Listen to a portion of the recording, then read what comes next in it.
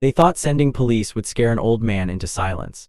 But the moment Grandpa opened the door, the HOA realized they'd made a huge mistake.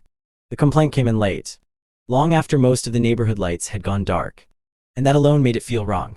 The HOA didn't send a warning. They didn't leave a notice on the door.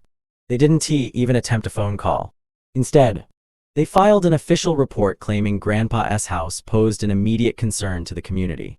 No specifics, no photos, no explanation beyond vague language about non-compliance and potential risk. For a man who had lived in that house quietly for decades, the accusation felt surreal. Grandpa wasn't loud.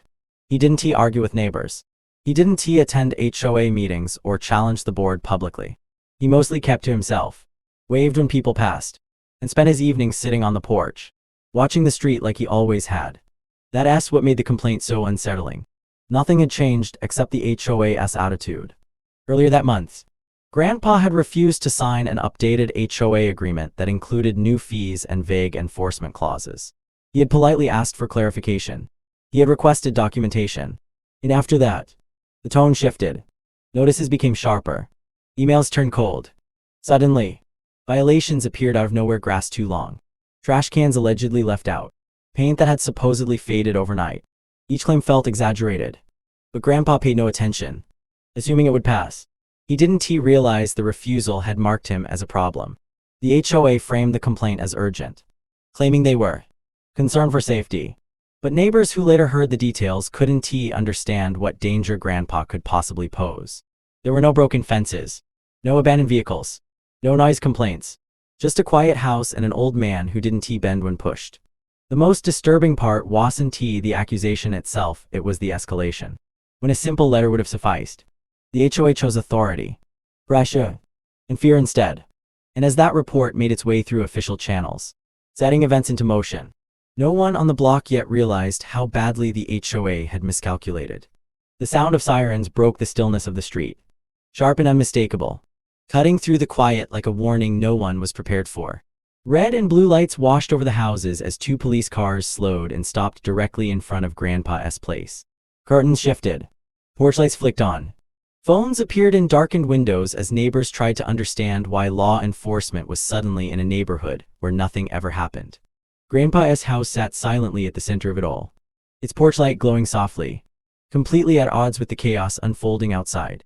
The officers stepped out with measured movements, their presence calm but serious, hands resting close enough to their belts to make everyone uneasy. This wasn't a friendly check-in. It felt official. Word spread quickly that the HOA had made the call.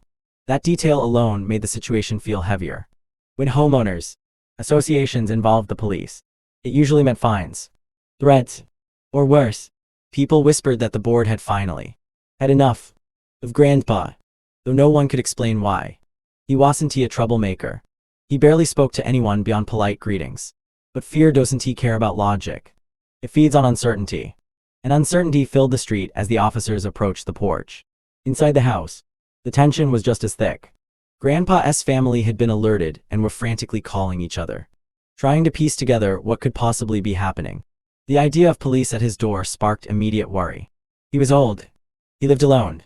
What if he misunderstood something? What if the HOA exaggerated? And things spiraled out of control. Outside, one officer glanced down the street while the other reached the steps, the flashing lights reflecting off the windows like silent alarms. Some neighbors recognized the HOA president standing farther back, half hidden near a parked car, watching without stepping forward. That image stuck with people. This wasn't about community safety. It felt like pressure, like a show of force meant to intimidate. As the officers paused at the door, the entire block seemed to hold its breath. No one spoke. No one moved. The only sound was the hum of the patrol cars and the faint buzz of porch lights. Whatever the HOA expected to happen next. Everyone sensed that once that door opened, nothing about this situation would stay quiet or controlled again. The knock came firm but controlled, the kind that carried authority without aggression. And for a long moment, nothing happened. The porch light cast a steady glow over the doorway while the red and blue reflections continued to ripple across the siding, making the house look like it was breathing under pressure. Then the lock clicked. Slowly, deliberately, the door began to open. What the officers expected: confusion, fear, maybe resistance never appeared. Instead, Grandpa stood there calm and composed. his posture straight, his expression steady in a way that immediately threw off the entire tone of the encounter. He didn't look startled. He didn't look defensive. He looked prepared. The officers paused, exchanging a brief glance as if recalibrating their approach. Grandpa greeted them politely, his voice even, almost gentle, as though this were a scheduled visit rather than a late-night escalation. Behind him, the interior of the house was unusually orderly. On the dining table, visible from the doorway, sat neatly arranged folders, papers aligned with care, and a small digital recorder resting beside them. A security camera lens blinked softly from the corner of the room. Unmistakable and intentional. This wasn't a man caught off guard. This was someone who had been waiting. One officer began to explain the reason for their visit, repeating the vague language from the report. But Grandpa raised a hand not in defiance, but in quiet control. He asked a simple question that shifted the air instantly. He wanted to know exactly what he was being accused of and who had provided the information. The calmness in his tone made the words heavier. The officers hesitated, suddenly aware that the situation wasn't as clear-cut as they'd been led to believe.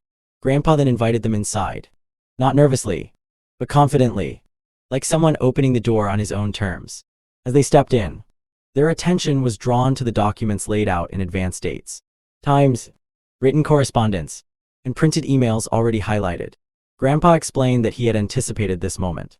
He spoke about repeated harassment, selective enforcement, and threats disguised as community concerns. His voice never rose, but every sentence carried weight. The room felt different now. The flashing lights outside no longer signaled danger for Grandpa. They felt misplaced, unnecessary. What had started as a show of authority suddenly shifted into something else entirely. The realization settled in quietly but unmistakably. The panic everyone expected to see behind that door wasn't there. It had moved, and it was no longer Grandpa who had reason to fear what came next. Grandpa moved slowly but deliberately, lifting one folder at a time and placing it on the table as if he were setting pieces on a chessboard. Each document had a purpose. He didn't rush, and he didn't dramatize anything. That calm precision unsettled the room far more than anger ever could have. The officers leaned in as he explained how the HOA's behavior had changed the moment he questioned their new agreement. He pointed out dates where violations appeared without warning, fines issued without inspection, and letters sent that contradicted the association's own bylaws. Every claim was supported by a paper trail. Screenshots of emails showed shifting explanations, vague threats, and carefully worded pressure meant to force compliance without leaving obvious fingerprints. Then came the recordings.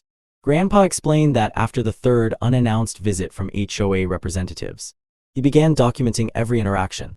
The audio clips were short but clear, voices issuing warnings, implying consequences, and referring to him as difficult for refusing to sign. The officers exchanged another look, this time heavier. This wasn't a misunderstanding. It was a pattern. Grandpa wasn't accusing anyone emotionally. He was simply presenting facts, and the facts were doing the damage on their own. One officer asked why he hadn't reported the harassment earlier. Grandpa answered honestly. He said he believed the system would correct itself. He said he trusted that reason would prevail. But when police were sent instead of a conversation, he realized escalation was no longer theoretical. It was happening. He gestured toward the security cameras, explaining they were installed only after HOA representatives began showing up unannounced. Sometimes late, sometimes with veiled threats about what could happen if he continued resisting. The room grew quiet as the officers reviewed the materials.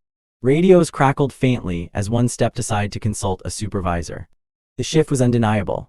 The questions changed. The tone softened. What began as an enforcement call had turned into something else entirely. Grandpa's evidence reframed the entire narrative, transforming him from the subject of a complaint into the source of concern. The HOA's attempt to intimidate had backfired. Not loudly, not explosively, but in the most dangerous way possible for them, methodically. On record, and in front of witnesses who could no longer pretend they didn't see what was happening. By the time the officers finished reviewing everything, the energy in the house had completely shifted. The authority the HOA tried to summon no longer felt pointed at Grandpa. It had turned outward, aimed at the people who had initiated the call. One officer explained, carefully and professionally, that filing reports without clear evidence could carry serious consequences. False claims, misuse of emergency channels, and targeted harassment were not minor issues, especially when they involved an elderly resident. Grandpa listened quietly, nodding once, not in triumph but in acknowledgement. He hadn't wanted vindication. He had wanted the pressure to stop. Outside, neighbors had begun to gather at a distance, drawn by curiosity and concern. Whispers spread quickly as the patrol lights continued to flash. But the meaning of those lights had changed. They no longer symbolized danger or wrongdoing inside the house. They symbolized scrutiny. The HOA president, who had been watching from afar, slipped away before anyone noticed at first. Later, people would say that moment said everything. Confidence disappears quickly when power is challenged by facts. The officers returned to their cars without issuing a single warning to Grandpa. Instead, they left him with guidance on how to formally document harassment and encouraged him to continue preserving evidence. It was a quiet but powerful reversal. Grandpa closed the door behind them and exhaled, not in relief alone, but in resolve. This was no longer about surviving HOA pressure. It was about accountability. In the days that followed, the atmosphere in the neighborhood changed. HOA notices stopped arriving at Grandpa's door. Meetings grew tense. Questions were asked that had never been voiced before. Neighbors who once stayed silent began comparing experiences and realizing patterns they hadn't wanted to see. Grandpa didn't gloat. He didn't confront anyone. His response was the same as it had always been measured. Patient and firm. The HOA had assumed age meant weakness. They believed quiet meant compliance. Instead, they had forced open a situation they couldn't control. The police visit they expected to intimidate had exposed them. And while Grandpa returned to his porch, watching the street as he always had, the HOA was left facing something far more unsettling than resistance. They were facing consequences they could no longer avoid. If stories like this make you think twice about power, authority, and standing your ground, hit subscribe. These are the stories that deserve to be told.